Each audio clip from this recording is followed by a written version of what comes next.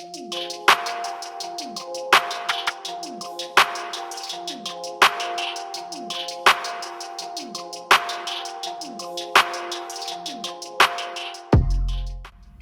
back to another episode of 507 Garage.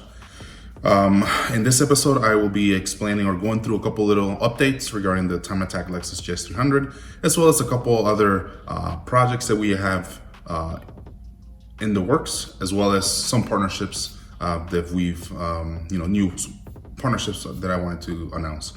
So to start off, update on the Time Attack Lexus GS 300. That one, we're still waiting on the drive shaft since it's running a BMW DCT transmission that then goes and bolts up to the rear end, the Lexus rear end. It needs a specific or a special type of drive shaft connection, and that is just on the side that goes on the BMW end. I'll have a better description of what that is, like up here somewhere. I don't have the proper term. And because of that, there's a large delay of material that drive shaft shop needs that hasn't arrived for them to make it. So I'm still waiting from the guys from Attacking the Clock Racing, who I had brought the car down to initially to get aero done, and due to the short time that I had to complete the car and bring it to SEMA, I asked them if they could get the car completed instead of just doing the aero work. So the car you saw is because it was easier for it to be completed down there than for me to pick it up after the aero was completed, bring it up here, try to take it apart, get it sent to paint, bring it back, and then do the rest of the assembly and additional piecing it together of the car. So it was just easier to get it done in one spot, so I didn't have to waste money and time and travel and all that. So that's why the car hasn't been started yet, because we're still waiting on a drive shaft. So when the car was at the SEMA show, it didn't have a drive shaft, unfortunately. We wanted to bring a car that was running, but that was impossible due to how complex or how special the piece that is needed to make the drive shaft is.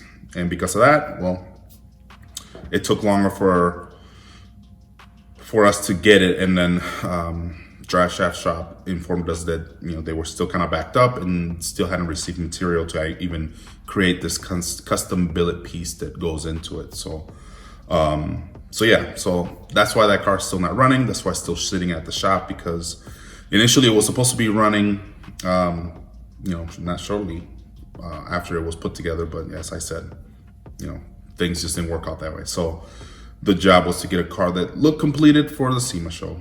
So I'm still waiting on that one. Once that car's running finally, then more of the tuning of the DCT transmission will be done. And then you'll see more of the cars, not only idling, but driving. The car also needs a right rear wheel bearing. So that also needs to be changed. In assembly, the guys from ATCR let me know that they noticed that there was some play on that bearing. So because of that, and because of the time constraint that we have for the SEMA show, that wasn't swapped out. So that's another thing that needs to be done before the car even gets tuned, for example.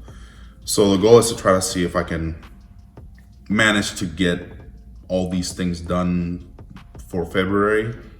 So we will see. I'll keep you guys updated on that. Switching gears, the car you see behind me, this is Dustin's Helix truck. So this was gonna be the next project car that I was gonna start working on. As you see, I have so many here, but this was the one. This one was gonna be the one I was gonna work on next. But due to a lot of things, a lot of engagements that the owner has, we've had to just store the car instead of actually, working on it. So it's gonna have to be a project that has to be tabled to a later date. So this one's gonna be just stored for now. So the next project that we're gonna work on for this year is that all-wheel drive Lexus GS 300. That's why you've seen me purchase so many of them, just because I'm collecting parts and I'm collecting just different, not different, but I'm collecting as many GSs as I can run into here in Minnesota. The gray and black one that I bought both of those from the same owner. He was just trying to get rid of them. You know, he wasn't driving them anymore, so he was just trying to get rid of them. So ran into it on Craigslist, reached out to him, went and saw it, and bought them that night just because there was high interest, as you can imagine, from people wanting to buy them. They're both GS300s. One is a 1999 GS300. That's a silver one with black interior. The other one is a 2000 GS300 with beige interior. The gray one has about 245,000, maybe a little more mileage, I can't remember. And then the black one has about 180, something like that. About a difference of about $100,000 miles between the two. And then yesterday, Saturday, as I'm recording this video today, Sunday, well, it's technically Monday now. It's really early Monday, just because I couldn't sleep. I have bad sleeping habits all of a sudden. So anyway, so today is Monday morning around, I don't know, 2, 3 in the morning. On Saturday of this week, so Saturday, which would have been, today's what, the 24th. So Saturday would have been the 22nd. I went and looked at a different GS. This one does not run. It looks like it had a overheating issue. And due to that, you know, it was impounded or something. It's a 2004 with black interior. So it's a silver one, black interior. It has a couple of damages on the body. One damage on the door, the rear driver door, the rear passenger door on the left side, you know, behind the driver, and the usual rust or damage right on the rear quarter panel wheel well area. So that's one that I picked up. It's not a runner, but it's another vehicle that I found and purchased for $1,000. So that's just about what, $3,000 just on each vehicle.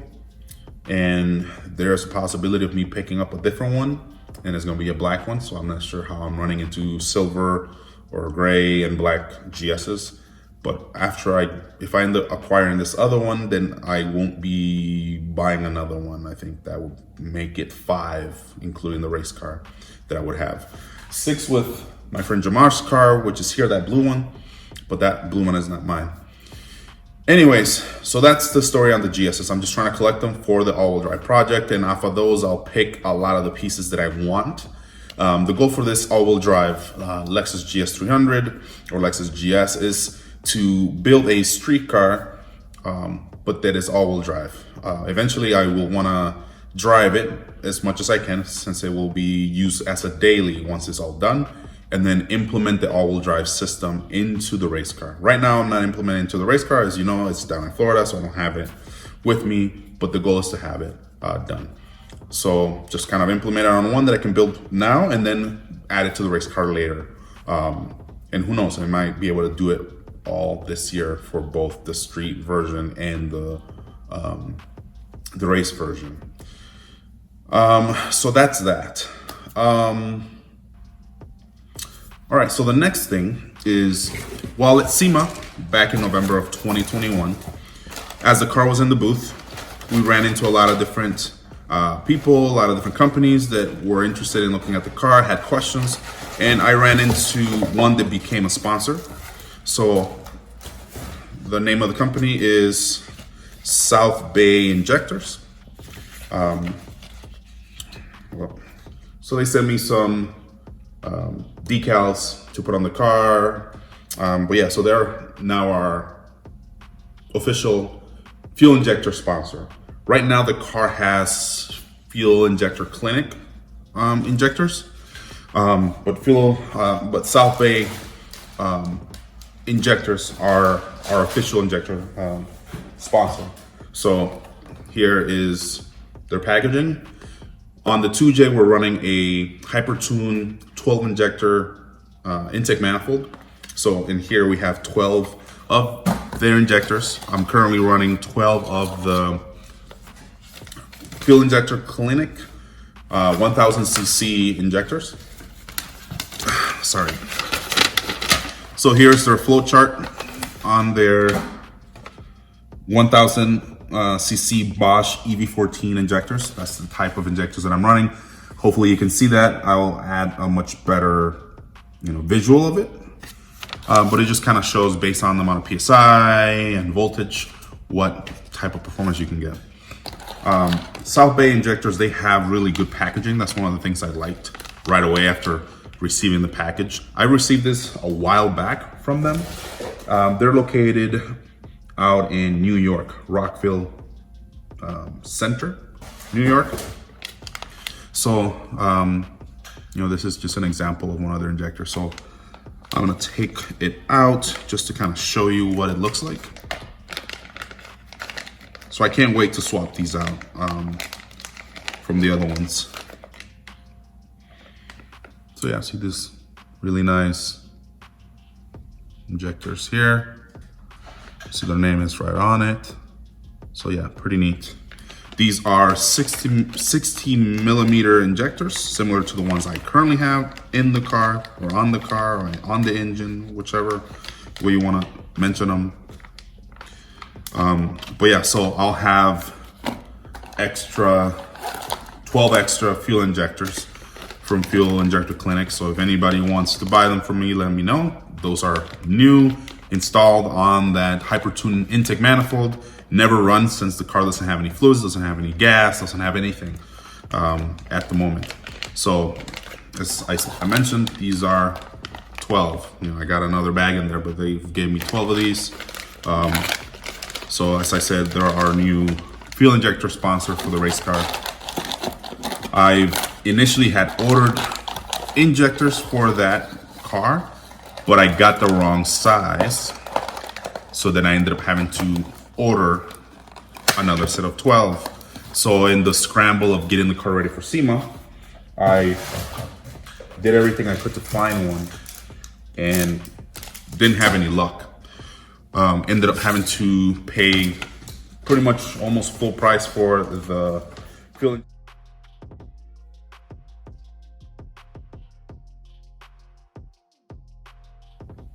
All right, so now I am in my room. This is my 5th attempt in finishing this recording.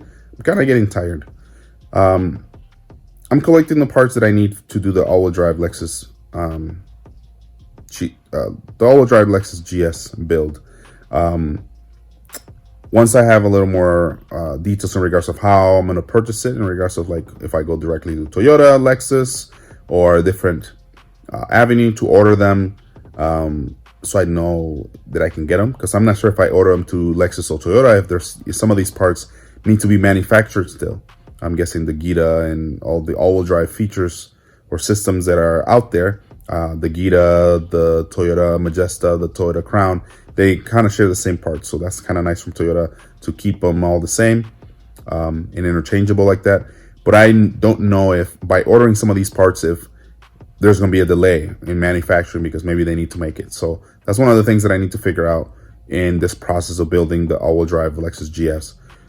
There is a 5th GS that I'm thinking of buying.